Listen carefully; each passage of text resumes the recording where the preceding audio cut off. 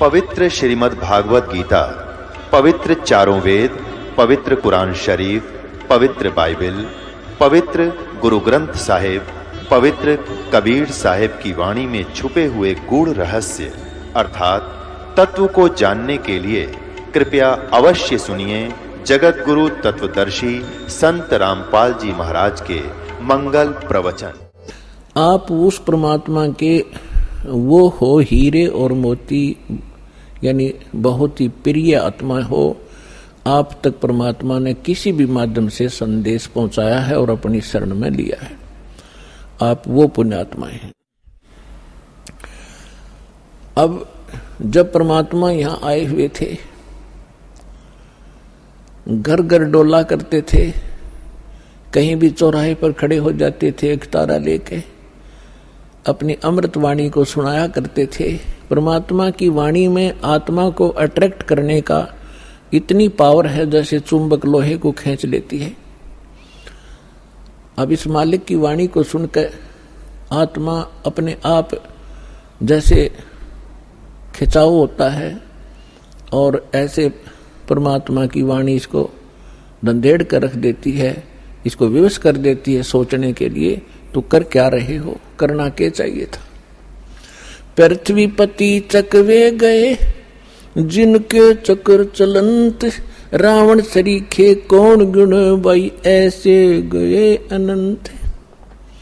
सर्व सोने की लंका थी वो रावण से रणधीरम, एक पलक में राज विराजी जम के पड़े जंजीरम।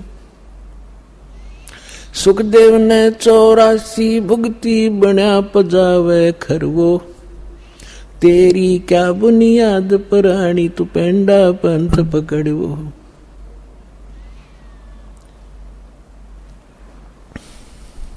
आए हैं सो जाएंगे ये राजा रंग फकीर, एक सिंहासन चढ़ चले एक बंधे जात जंजीरे।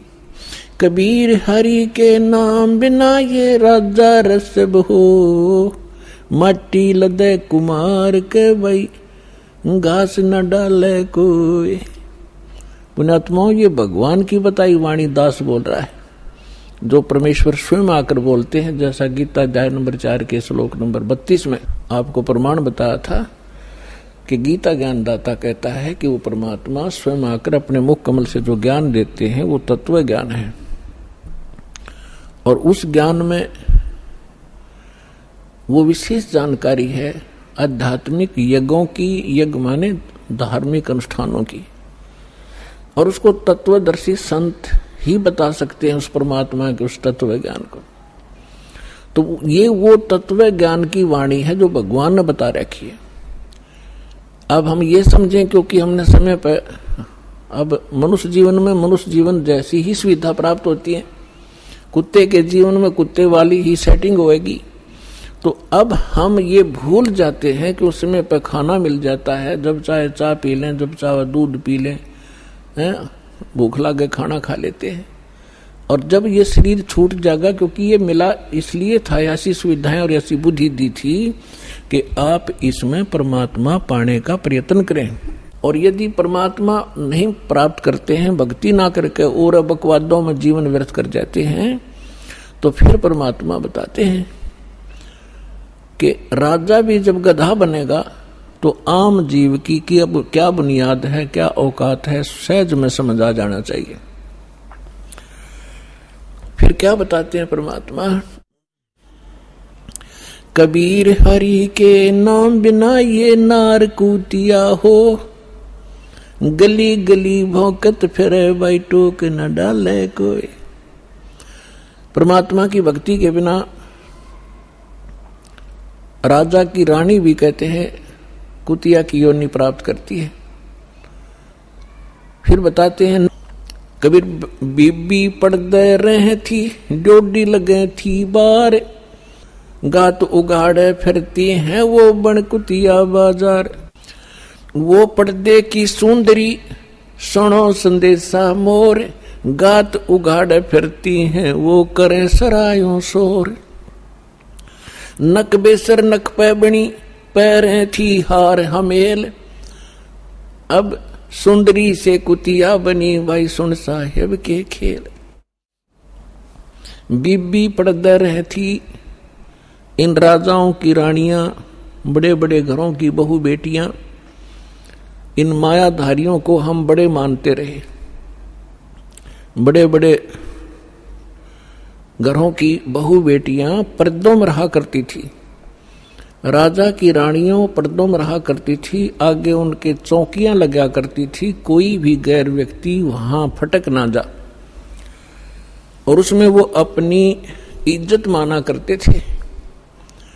अब परमात्मा कहते हैं बीबी पर्दे थी और डोढ़ी लगे थी बार बार मन गेट का आगे चौकी पहरेदार खड़े रहा करते थे। और गात उगाड़े फिरती हैं वो बनकुतिया बाजार। वो पर्दे की सुंदरी और सणो संदेशा मोर, अब गात उगाड़े फिरती हैं वो करें सरायों शोर। नकबे सर नकबे बनी वो पैर थी हार हमेल, और सुंदरी से कुतिया बनी। कैसा स्वरूप बिगड़ गया। और सुन साहेब के खेल।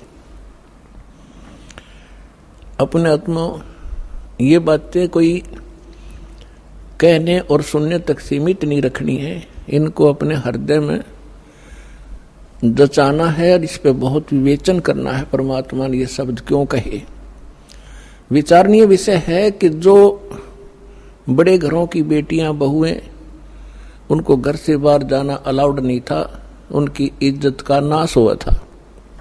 और जिस कारण से वो सत्संग और संत के विचारों से वंचित रही। जब वो रानी थी, सुंदर गहने पहना करती थी, आभूषण पहरा करती थी, काजू किशमिश और बादाम युक्त हलवे और खीर खाया करती थी, क्योंकि उनके पूर्व जन्म की कमाई शुभ संस्कार उनके साथ थे। भविष्य में कोई चार्जर लगा नहीं, भविष्य में कोई उनको ऐसा संत मिला नहीं, भक्ति करने ज्ञान सुनने का कोई अवसर न मिलने से उन्होंने मानुष जीवन बर्बाद कर दिया। काजू किशमिश बादाम के हलवे खीर खाया करती थी और झूठा छोड़ा करती थी, उनकी नौकरानियां खाया करती थी। एक परमात्मा की भक्ति ना करने से वो अगले जन्म में कुतिया की योनि में जाती है। अब कुतिया के जीवन से आप खूब परिचित हैं, फिर भी परमात्मा ने आगे बताया है कि वही रानी जो पर्दों में रहा करती थी, जिनकी इज्जत नाश हो जाती जब सत्संग में चली जाती थी, अब वो इज्जत कुतिया बनकर घूम रही है, निवस्त्र हो रही है। तो परमात्मा कहते कुलकर्णी के कारण जो जीव गया बिगो, इसने अपना भट्ठा बैठा लिया इस लोक लाज के कारण। और जब यू कुल के कर लेगा, जब तू चार पाया का हो, गधा बनकर कुतिया बनकर घूमोगे, जब यू तेरा खानदान तुझे क्या सहारा देगा। तो इसलिए परमात्मा ऐसी ऐसी चोट मारा करते थे, इस सूती आत्मा को जगाया करते थे जगह जगह खड़े होकर। और आत्मा इतनी अचेत कर रखी है इस काल ने, पहले तो ज्ञानहीन बनाई और फिर मोह ममता में फंसा रखी, तेरा बेटा या तेरी बेटी, ये तेरी कार या तेरी कोठी, और काम नहीं करेंगे। भक्ति का समय कब मिलेगा, हमें टाइम ही नहीं मिलता। अब तो सभी ये कहते हैं कि फुर्सत नहीं है, टाइम नहीं मेरे पास। कोई किसी ने तो ये धारणा बना रखी है कि भक्ति तो बुढ़ापे में करा करें, जवान बच्चों का, जवान बेटियों का के काम सत्संग में जाने का। फूट गए बाग हमारे, बुढ़ापे में भक्ति होगी। पता कर लो बुढ़िया तो कदे दांत निकलवानी, कदे आंख बनवानी, कदे पिंडी भड़के, कदे बीपी आई, कदे लो को शुगर बढ़ गई। वो तो बिरानवाटी का दौर है बुढ़ापे में। तो अगर पहले से ही भक्ति शुरू करेंगे तो बुढ़ापा भी हमारा रोग रहित, परमात्मा की शक्ति साथ रहेगी, तब वो ठीक रहेगा। अब परमात्मा की भक्ति का आधार देखिएगा तो जैसे प्रहलाद थे 10 वर्ष के थे और 10 वर्ष के भक्ति में लग गए थे। ध्रुव 5 वर्ष के ही थे और परमात्मा के इस तत्व ज्ञान के अंदर सूक्ष्म वेद में बताया है कि 3 वर्ष के बालक को परमात्मा का मंत्र प्रथम मिल जाना चाहिए। यही वेद प्रमाणित करते हैं। 3 वर्ष की आयु में 3 वर्ष जो परम संत होगा वो 3 वर्ष की आयु के बच्चों को ही उपदेश देना प्रारंभ कर देगा। और यदि हम इस इंतजार में रहेंगे, बुढ़े होकर वृद्ध होकर के भक्ति करेंगे, बच्चों से फारिग हो लें और मृत्यु हो जाए 20 साल की उम्र में, प्रारब्ध इतना ही हो, फिर कहाँ करेंगे? तो बचपन से ही मालिक का सहारा मिल जाएगा तो हमारी एज भी एक्सटेंड होएगी, आयु भी बढ़ेगी, साथ देगा भगवान, पाप से बचेंगे, भक्ति संग्रह होगी, 100 हमारी मुसीबतें टलेंगी।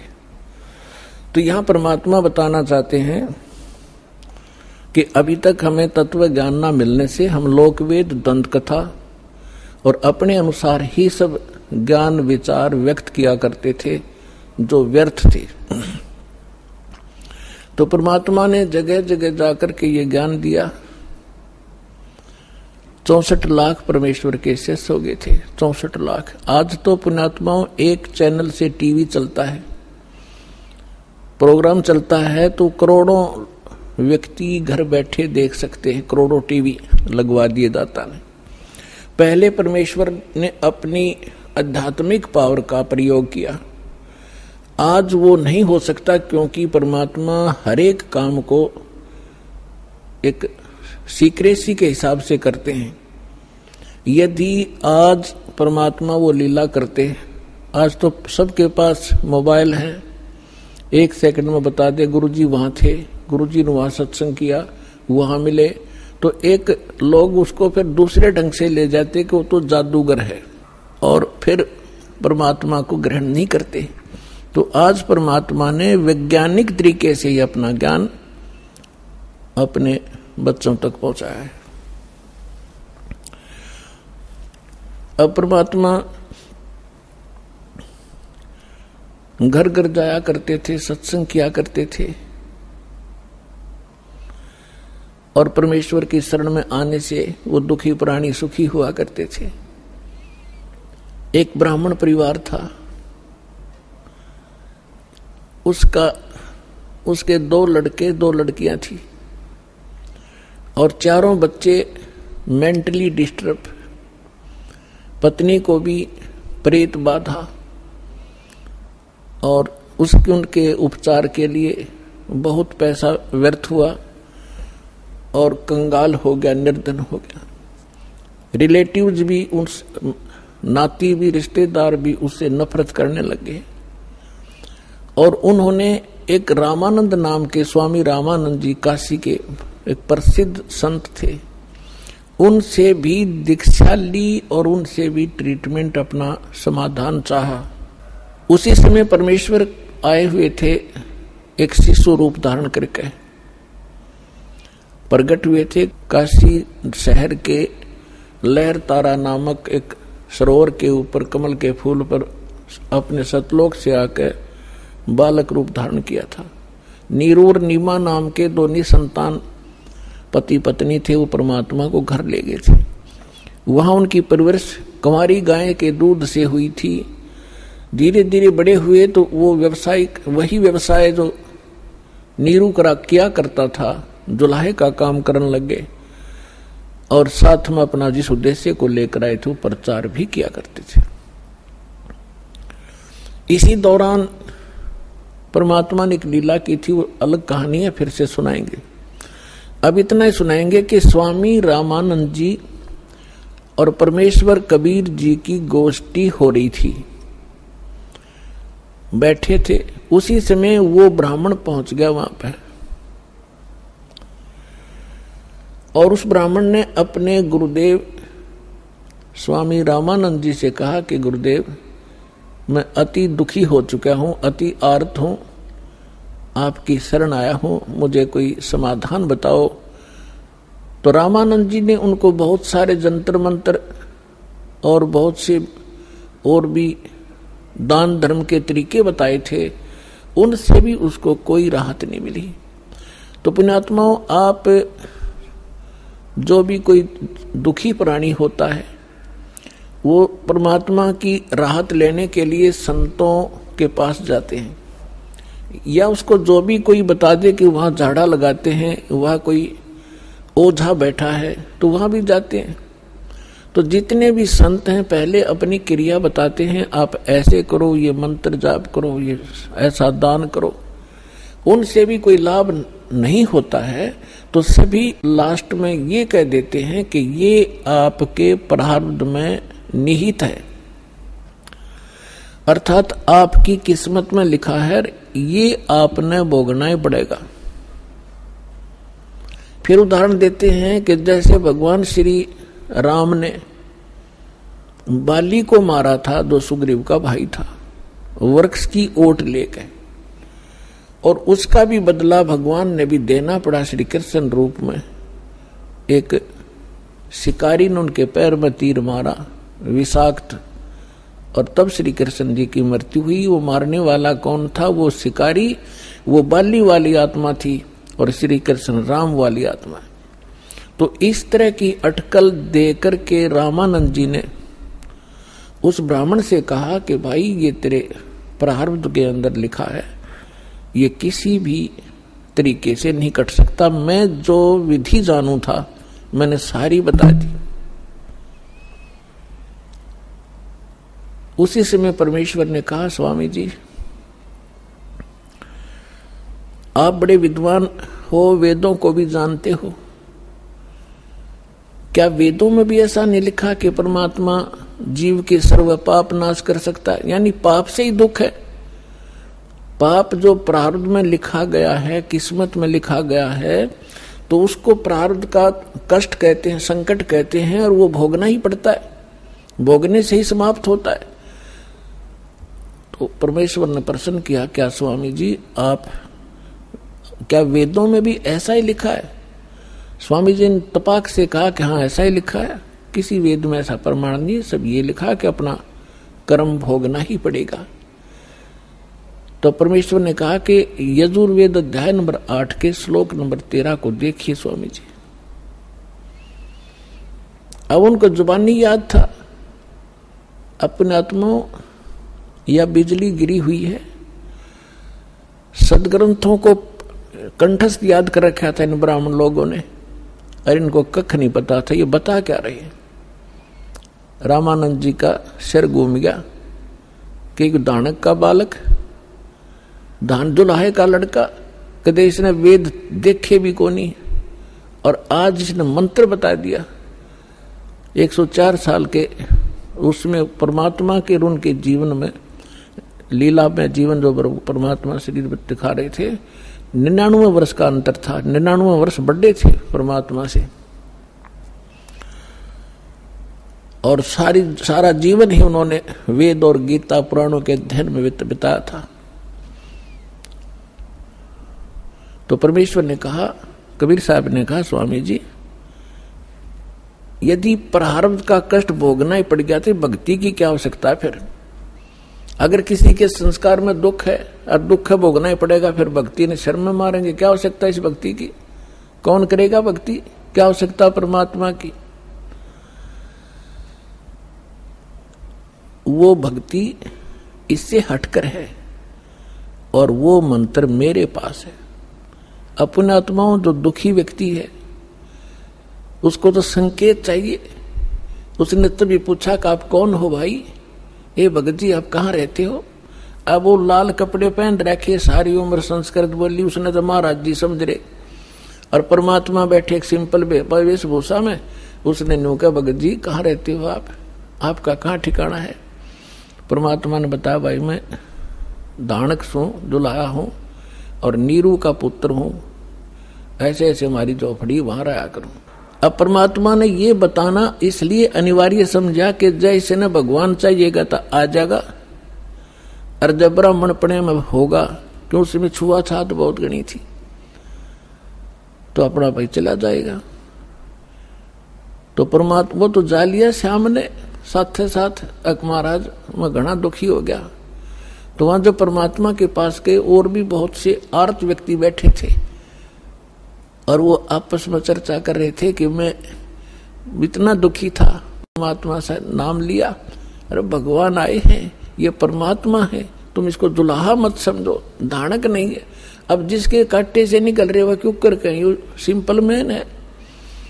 तो उस व्यक्ति को पहुंचा वहां पर ब्राह्मण, जब वो और भक्त बैठे बतला रहे थे, भगवान आए, जब सत्संग का आयोजन था उनके साथ दूसरे साथी बाहर मैदान में, तो उस ब्राह्मण का कुछ दिल डटया, जब ये सारे भगत कह रहे हैं तो कुछ बात बनेगी।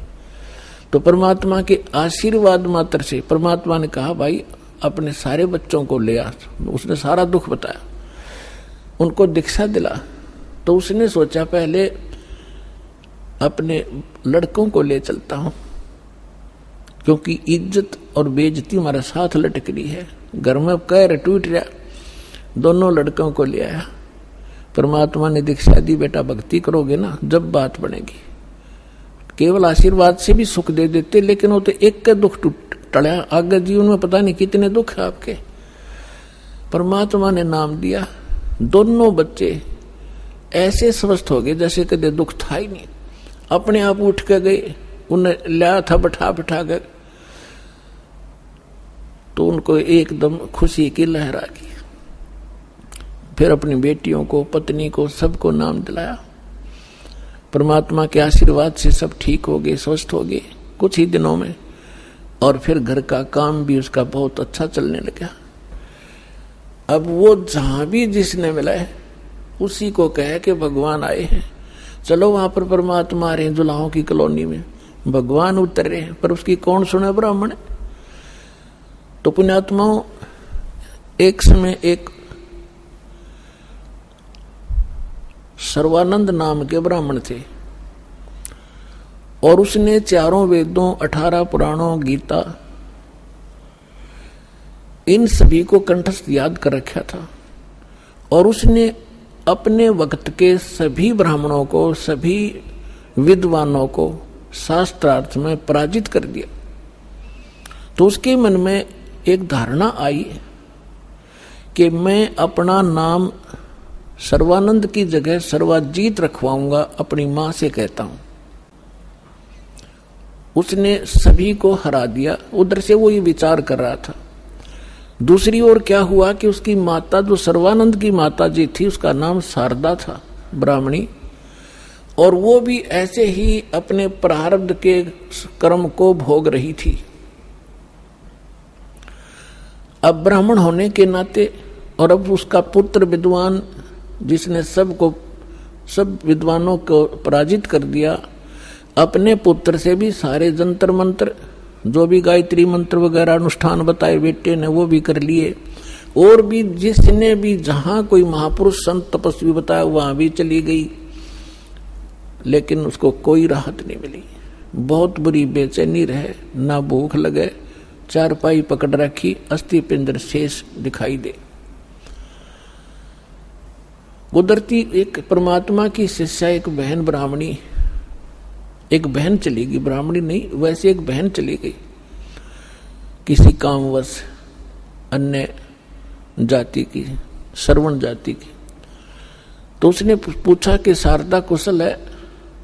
उसने चारपाई पे पड़ी पड़ी ने देखा और कहा, बहन कहाँ कुशल हूं, अंतिम सांस गिन रही हूं, बहुत परेशान हूं, काफी वर्षों से असाध्य रोग से पीड़ित हूं। वो परमात्मा की शिष्या लड़की कहने लगी कि बहन कहीं दिखाया नहीं आपने, कि सभी डॉक्टर दिखा लिए, वैद्यों से चेक करा लिया, और कोई साधु संत आसपास नहीं छोड़ा, सभी ने कह दिया कि तेरे प्रारब्ध का कष्ट है, तेने भोगना ही पड़ेगा। तो उस बहन ने कहा कि यदि आप बुरा ना मानो तो मैं बताऊं, एक महापुरुष आ रहे हैं। वो कहने लगी, बोलो कौन है। कि मेरे गुरुजी से दीक्षा ले लो, मैं भी पहले बहुत परेशान थी, आपसे भी बुरी हालत थी मेरी नहीं, मेरे बच्चों की भी स्थिति थी, मेरे पति को भी तकलीफ थी, प्रेत बाधा थी, और मुझे असाध्य रोग था। उस गुरुजी से दीक्षा लेते ही और हम कति स्वस्थ हो गए। 2 वर्ष हो गए हम अपना जीवन जी रहे हैं, अपनी नींद सोते हैं, अपनी नींद उठते हैं। तो बैठ गई शारदा कि भाई आज कुछ आशा की चिंगारी नजर आ रही है। तो उसने पूछा कौन है आपके गुरुजी, मुझे बताओ। तो उस बहन ने बताया कि कबीर नाम है उनका और जुल्हा कॉलोनी में रहते हैं। कहने लगी वे मैं तो जुल्हा धानक है, वो कहाँ जुल्हा है, धानक है, उल्टी है, लेट गई नो की नो चारपाई पे। नहीं, हम ब्राह्मण है और वो एक धानक, इज्जत का नाश हो जा, मैं नाम नहीं लूं। तो उस बहन ने बहुत कहा कि देखो हमने ज्ञान सुना उस परमेश्वर का, आज आप ब्राह्मणी हो और मृत्यु के बाद आप अन्य जाति में भी तो जन्म ले सकते हो, आप पशु योनि में भी तो जाओगे, तब कहां जाएगी या जाति तेरी। तो कहने लगी बहन तू जा, बस फालतू बात ना करे, इससे अच्छा तो मौत आ जा, वो अच्छा है। तो पुण्यात्मा परमात्मा कहते हैं राज तजना सहज है, सहज तरिया का ने, और मान बढ़ाई ईर्षा ये दुर्लभ तजना है। वह चली गई। कुछ दिनों के बाद वो ब्राह्मण जो परमात्मा की शरण में आके स्वस्थ हुआ था, पुण्यात्मा आप तो बालक हो, दास उस भगवान से परिचित है, आपके लिए जो परमात्मा भटक रहा है ना, आप तो एक अबोध बालक की तरह जिधर मुंह हो गया उधर चल पड़ते हो, और वो पिता माता पिता पीछे पीछे भाग्या कर खड्डे में गिरेगा, यू उठा लूं भाग कर बालक को। आज आप इतने बच्चे हो इस भगवान के मार्ग में और इस अपने अध्यात्म मार्ग के अंदर। कबीर साहब कहते हैं मैं रोवे तू सृष्टि को और यह सृष्टि रोवे मोहे। गरीबदास जी कह रहे हैं परमात्मा से परिचित ज्ञान के आधार से भगवान की वाणी बता रहे महिमा। गरीबदास इस वियोग को समझ नहीं सकता कोई। सो चल छिदर मैं करूं अपने जन के काज, जिस प्यारी आत्मा को शरण में लेना है ना जाने के कारण बनाओगा उसके लिए। तो वो ब्राह्मण चला गया कि वो निकटतम नाती भी था उनका, पहले दूर देश से आना जाना महीने में नहीं होता था, 6-6 महीनों में 2-2 1-1 वर्ष बीत जाता था रिश्तेदारियों में आने जाने में। तो वो ब्राह्मण उसी काशी शहर के आसपास कोई गांव था उसका रहने वाला था, और शारदा बनारस में काशी में रहा करती थी। तो एक दिन वो किसी कामवश शहर में आया था, तो उसने सोचा चल रिश्तेदार के घर चलते हैं। जब वहां पहुंचा तो शारदा घर अपने उसी तरह उसी स्थिति में थी, राम रमी करी, नमस्कार हुआ, कुशल मंगल पूछा। तो शारदा ने अपना सारा दुखड़ा रोया कि मैं बहुत दुखी हूं, बहुत बुरा हाल है मेरा, मैं तो अंतिम सांस गिन रही हूं। तब उस ब्राह्मण ने कहा कि आप हमारे गुरुजी से दीक्षा ले लो, आप स्वस्थ हो जाओगे, और मेरी हालत का आपको पता ही है, क्या स्थिति थी मेरी। हाँ आपकी तो बहुत बुरा हाल था, सारा परिवार दुखी था, और आप कैसे स्वस्थ हुए कि हम उस परमात्मा आए हैं पृथ्वी पर। शारदा तेरा यकीन होइयो चाहे ना होइयो, और हमारी जो दुर्दशा थी देखने जोगी थी, रिश्तेदार भी नफरत करने लग गए थे, और उनकी कृपा से आज सारे बच्चे स्वस्थ हैं और हम स्वस्थ हैं। 4 वर्ष हो गए मैंने उनसे उपदेश लिए। ऐसा दुखी शायद पृथ्वी पर कोई प्राणी नहीं होगा जैसा मैं था। मेरे से रिश्तेदार भी नफरत करने लग गए थे कि अब यू आ गया घर पे, कुछ पैसे मांगना आया होगा, तो ऐसी दशा होगी थी मेरी। और अब वो रिश्तेदार मुझसे उधारे ले जाते हैं। तो शारदा ने सोची हे भगवान बड़ी दया करी, देख यू तो ब्राह्मण है, इसने तो गुरु कोई बढ़िया बना रखा होगा, ऊंच जाति का ब्राह्मण ही बना रखा होगा। तो फिर बैठ गई चारपाई पे। तो उसने कहा कि फिर ठीक है बताओ मुझे आपका गुरुजी कौन है, क्या नाम है उनका, कहाँ रहते हैं। मेरे पूज्य गुरुदेव जी का नाम है कबीर। उसके वो फिर अक्सर खटक गया, कबीर वो धानक वो नीरू का। कहा वो ब्राह्मण बोला कहा वही है, यस। तो शारदा बोली तेरी शर्म भाजगी, इतनी इज्जत का नाश कर दिया, ब्राह्मण होकर धानक गुरु बना लिया। डूब के मर जा की था। ये 36 लागी सुनान। तब अब उस पंडित जी ने कहा कि मिश्राणी बात सुन ले, यह शिक्षा मेरे देने की जरूरत नहीं। मैंने देख लिया ये ब्राह्मण जब कित गए थे, जब मेरी दुर्गति हो रही थी, चोने भी ना दे थे, अंतिम सांस गिनों था, बुरा हाल हो रहा था। और ठीक है, तेरा ना समझ में आती तो गुरु जी के बारे में फालतू मत बोलिए, उठ कर चल पड़े। अब ये बात उसका घर कर गई कि सचमुच ये तो घना बुरा हाल था इनका, शारदा के, और इनका जीवन इतना सुखी हो गया। अब वो सोचन पर विवश हुई तो वो काफी देर सोचती रही कि ये क्या बनी। अरे काल ने तो ऐसे बना रखे किले जाति के, ऊंच नीच के। काल ने तो इतना जबरदस्त जाल फैला रखा पुण्यात्मा, परमात्मा बिना जो टूटे नहीं। अब आप देख रहे हो परमात्मा ने सबसे पहले यह बीमारी काटी कि अब आप देख रहे हो कोई छुआछात नहीं, ऐसी दया करी। ना तो एक बाड़िया और थी, अपने ही समाज में थी, हिंदुआएं में थी, और तो देखी जाओ बाद की देखो दूसरे मजहबों थे, तो यह समाप्त करी। और उस समय ये एक जबरदस्त किला बना रखा था जाति का। अब क्या हुआ, परमात्मा कच्चा काम नहीं छोड़ते। जो दिन मेरी शरण है ताका हूं मैं दास, और गेल गेल लग गया फिर जब तक धरती आकाश। अब क्या किया मालिक ने, जिस मोहल्ले में वो शारदा रहा करती थी उसी में परमात्मा का एक भक्त रहता था, थोड़ी सी दूरी पे। और उसने प्रार्थना की, प्रभु हमारे दास के घर सत्संग कर दो, वहां आसपास के भक्तों को भी पता चलेगा और आपका ज्ञान सुनेंगे, हो सकता है किसी के और भाग जाग जा। परमात्मा ने ठीक कहा कि ठीक है बेटा, रात्रि में सत्संग करेंगे, दिन में अपना काम करो पेट के लिए, रात तो अपनी है, आ जाया करो, चलूंगा मैं तुम्हारे वहां। तो उस बहन ने जो सत्संग करवा रही थी भगवान का, आसपास के सभी जगह निमंत्रण भेजा कि आज हमारे गुरुजी आवेंगे और नाम ले लियो, सत्संग सुनियो। पहले आपने आज तक ऐसा ज्ञान नहीं सुना होगा, आप देखियो हमारे गुरुजी का सत्संग सुनना। तो ऐसे आपस में आ ही जाते हैं, बुलावा देने से मोहल्ले के लोग, बहन बेटियां इकट्ठी हो जाती हैं। तो उसने शारदा को भी आमंत्रित कर दिया मोहल्ले में होने के नाते। तो शारदा ने पूछा आपके गुरुजी कौन है? कि मेरे गुरुजी हैं कबीर साहब, भगवान कबीर। कौन से कबीर? वो धानक। वो शारदा ने कहा कि हाँ वो धानक, आप कुछ भी कहो वो परमात्मा है। अब शारदा ने के स्कीम बनाई कि भी ऐसे जाऊंगी तो बात बिगड़ेगी, लोग हंसी करेंगे। एक ब्राह्मणी होकर दानक से दीक्षा लेने चल पड़ी और उधर से दुख का पहाड़ टूट रहा।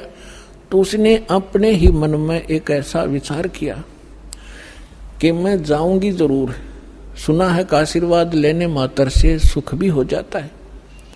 यदि मैं सुखी होगी, मेरा यो दुख दूर हो गया उनके आशीर्वाद से, मैं वहीं चरण पकड़ लूंगी, फिर कति नहीं लोक लाज करूं। अब परमात्मा कहते करे करावे साइया, मन में लहर उठा, दादू से डर जीव के वो आप बगल हो जा। तो पहले रात्रि का समय था, पहले एक जोत जलाया करते देसी घी की, वही तो हवन का काम कराया करती, और वही रोशनी का वहां चांदना उसी से बनाया करते थे। एक जोत जला रखी देसी घी की, उससे आंगन में थोड़ा सा टमटमाती सी रोशनी थी। अब सभी बहन भाई आ रहे थे, एक साइड बहन बैठ रही थी, एक साइड भक्त बैठ रहे थे, बीच में रास्ता था, सामने भगवान बैठे थे आसन पर। अब शारदा आई, मुंह पर घूंघट काट के, उसने ये सोचा था कि ऐसा घूंघट काट के औरतों में जाकर बैठ जाऊंगी, प्रणाम कर जैसे वो क्रिया करेंगे और मुझे कोई पहचानेगा नहीं। अब जो ही सभी बहन आ रही थी, भगवान के चरण ले रही थी और बैठती जा रही थी। अब वो आगे शारदा भी मुंह ढके आवत थी, परमात्मा के चरण छुए, मालिक ने सिर पर हाथ रखा और कहा सर्वानंद की माँ ब्राह्मणी पंडितानी, आज दानक के पास कैसे आना हो गया तेरा? और परमात्मा ने हाथ रख के उठाया भी नहीं था, उसका सारा रोग, जो कष्ट था, जो संकट था, वो कति स्वस्थ होगी जैसे दुख कदे था ही नहीं।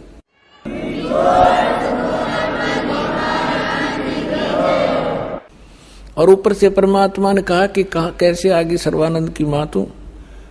एक दानक से क्या कहेंगे तेरे को? जो पंडित लोग जात से घेरेंगे। चरण पकड़ दिए उसी समय और फेंक दिया घूंघट उठा के। हे भगवान, माफ करना मुझे दुष्टा को, मैं घनी नीच थी, आपके बारे में बहुत कुछ सोचा, आप तो सचमुच भगवान। खड़ी होगी सब न बतावे कि मेरा इतना दुख था, मेरा इतना कष्ट था, मैंने बहुत कुछ अच्छी मंदी भी कही है, तो भगवान पड़े हैं। फिर बैठ गई, सत्संग सुना, परमात्मा ने सृष्टि रचना सुनाई। तीन देव की जो करते भक्ति, उनकी कदे ना होवे मुक्ति। गुण तीनों की भक्ति में ये भूल पड़ो संसारे, कह कबीर निज नाम बिना कैसे उतरो पारे। अब शारदा को जितना ज्ञान था, राम और कृष्ण, विष्णु और शंकर का, ब्रह्मा जी को तो हम भक्ति करते ही नहीं थे। श्री विष्णु जी और भगवान शंकर की तो हम खूब भक्ति कराया करते। अब सारी सृष्टि रचना सुनाई और ऐसा दुख टल गया उस समय, तो सारी स्वीकार करे थी ना, तो अग्रम अग्रम भी करे, वो थोड़े बहुत हुआ। तो वो भी मालिक ने पहले उसका समाधान कर दिया और सारी सुने थी, सारी हृदय में समावे थी। लगातार उसने आसपास जहां भी सत्संग परमात्मा का होता था वह सारे जान लागी और उसको काफी ज्ञान हो गया। एक दिन क्या हुआ, उसका लड़का जो सर्वानंद था, उसने अपनी मां से कहा कि मां, मैंने इस आसपास के सभी विद्वानों को शास्त्रार्थ में पराजित कर दिया है, अब मैं चाहता हूं कि मेरा नाम सर्वानंद से बदलकर आप सर्वाजीत रख दो। तो मां ने कहा कि बेटा, अच्छी बात है, तेने विद्वानों को जीत लिया, बड़ी अच्छी बात है, लेकिन सर्वानंद भी तो अच्छा नाम है, इसमें क्या दिक्कत है? तो उसने कहा, माता जी ऐसा है ना, अब सबको अपने आप पता लग जाएगा कि इसने सबको पराजित कर दिया, सब पर विजय प्राप्त कर लिया, इसलिए मैं अपना नाम सर्वजीत रखवाना चाहता हूं। उसकी मां बोली, बेटा ठीक है, नाम तेरा बदल दूंगी, लेकिन एक विद्वान और है, उसने पराजित और कर दे। तो वो कहने लगा, बताओ बताओ कौन है? कि मेरे गुरुजी हैं और कबीर नाम है उनका, और जुल्हाए की कॉलोनी में रहते हैं। कहने लगे वो, अच्छा फिर अकमाता आपने बड़ा विद्वान खोजा, उसको संस्कृत भी ना आती, वो क्या जाने सदग्रंथों के बारे में। और उसकी माँ बोली, बेटा देख ले, यदि मेरे से तेने नाम बदलवाना है तो उस विद्वान को तेने पराजित करना पड़ेगा। ऐसे नहीं मानूंगी, उससे लिखवा के लाना और उनका अंगूठा लुआ के लाना, एक दो गवाह भी हो साथ में। अब सर्वानंद तो चल पड़ा, माँ का आदेश पाते ही चलता हूं। अब जून का महीना, उत्तर प्रदेश, खड़ी धूप पड़े, उधर से परमात्मा कबीर जी की एक मुंह बोली बेटी थी कमाली, वो एक मृतक जीवित की थी किसी शर्त पे, किसी कारण से, किसी सर्कमस्टांस के से। और वो लड़की फिर अपने पिता को छोड़कर परमेश्वर के साथ, अपने वास्तविक पिता के साथ रहा करती थी, युवा हो गई थी। तो वो लड़की दोपहर के समय कुएं पर जल लेने गई हुई थी, बटका भरण खातिर।